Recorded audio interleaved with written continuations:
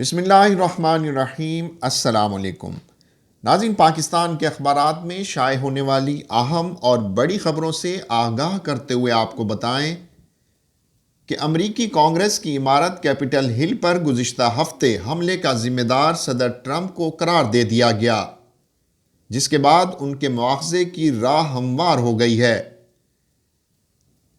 صدر ٹرمپ کی میعاد مدت ختم ہونے سے 8 روز قبل انہیں دوسری بار مواخذے کا سامنا ہے۔ ایوان نمائندگان میں 205 کے مقابلے میں 223 ووٹ سے پینس سے مطالبے کی قرارداد اور تحریک مواخذہ منظور کر لی گئی، جبکہ ہیومن رائٹس واچ کا کہنا ہے کہ بائیڈن پراسیکیوشن ہونے دیں۔ اور ناظرین، آپ کو ایک مرتبہ پھر بتاتے چلیں کہ امریکی صدر ڈونلڈ ٹرمپ کے مواخذے کی کارروائی شروع کر دی گئی ہے۔ بغاوت پر اکسانے کا الزام ہے، کئی ریپبلکن ارکان بھی حامی ہیں۔ 25ویں ترمیم استعمال نہ کر کے پینس نے ٹرمپ کو نئی زندگی دی۔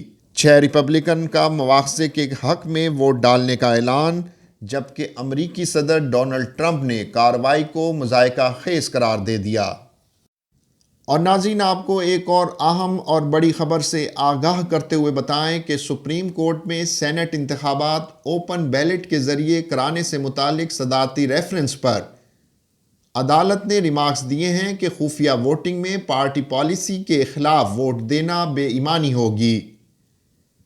جسٹس یحییٰ آفریدی نے کہا کہ اخلاقی اور سیاسی معاملے پر عدالت اپنی رائے کیوں دے؟ سیاسی معاملات حل کرنا پارلیمنٹ کا کام ہے، پارلیمنٹ سے رجوع کریں۔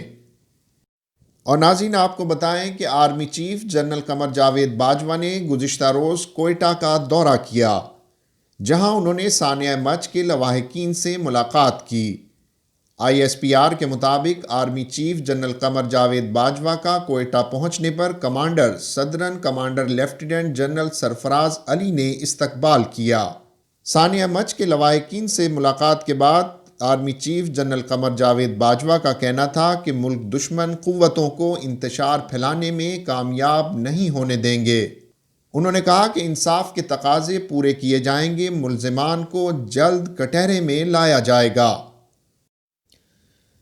اور ناظرین، آپ کو بتائیں کہ وزیر اعظم عمران خان نے کہا ہے کہ اشرافیہ کی کرپشن پاکستان کی ترقی کے لیے بہت بڑا خطرہ ہے۔ پرانے نظام سے ناجائز فائدے اٹھانے والے تبدیلی نہیں آنے دیتے۔ انہوں نے کہا کہ یہ اشرافیہ انتقام کارڈ کے پیچھے نہیں چھپ سکتی۔ پاناما پیپرز اور پھر براڈ شیٹ نے ہماری حکمران اشرافیہ کی کرپشن اور منی لانڈرنگ کو بے نقاب کیا۔ انہوں نے کہا کہ ایک سیاستدان نے سعودی عرب سے $1 ارب برطانیہ بھیجے۔ وزیر اعظم چوری کرے گا تو رجحان نیچے تک جائے گا۔ اور ناظرین، آپ کو بتائیں کہ غیر ملکی فنڈنگ کیس میں الیکشن کمیشن کی اسکروٹنی کمیٹی نے PTI بینک اکاؤنٹس کی تفصیلات مدعی اکبر ایس بابر کو دینے سے معذرت کر لی۔ اس موقع پر فارن فنڈنگ کیس کے مدعی اکبر ایس بابر نے کہا کہ PTI نے بالواسطہ تسلیم کیا کہ غیر قانونی فنڈنگ ہوئی، دستاویزات کیوں نہیں دی جا رہی۔ اور ناظرین، آپ کو بتائیں کہ وزیر اعظم عمران خان کے ترجمان اور معاون خصوصی برائے پارلیمانی رابطہ کار ندیم افضل چند نے استعفیٰ دے دیا۔ ذرائع کے مطابق ندیم افضل چند کے حکومت سے کئی امور پر اختلافات تھے، جس کے بعد وہ مستعفی ہو گئے۔ ذرائع کے مطابق ندیم افضل چند نے عہدے اور پارٹی دونوں سے استعفیٰ دے دیا۔